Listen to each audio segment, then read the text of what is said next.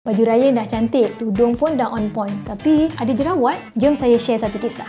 Ada satu kisah ni, seorang customer Sri Wajah lah. Dia daripada Batu Pahat. Mak dia sebenarnya yang pelanggan Sri Wajah. Mak dia suruh datang buat treatment di Sri Wajah sebabnya anak dia ni mengalami masalah jerawat dan juga parut dark spot yang merah-merah tu. So bila dia datang ke Sri Wajah ni pada tahun 2023, muka dia banyak penuh jerawat aktif dan juga bekas-bekas parut. So kita boleh tengok dekat sini muka dia sewaktu awal dia buat rawatan di Sri Wajah, dan hasilnya alhamdulillah sekarang tahun lepas 2024 kita dah nampak perubahan dia. Kalau dekat Sri Wajah ni, rawatan-rawatan yang berkaitan dengan jerawat kita boleh buat acne peel, lightening peel. Kita akan menggunakan sebenarnya salicylic acid yang dapat menyucutkan, yang sebenarnya benda ni kita tak boleh buat kat rumah. Dia tak sama dengan skincare. Kandungan asid ni sangat tinggi yang hanya boleh dihandle atau dibuat oleh terapis yang berpengalaman saja. Sebab takut apa? Nanti dia akan meninggalkan kesan burn ataupun terbakar.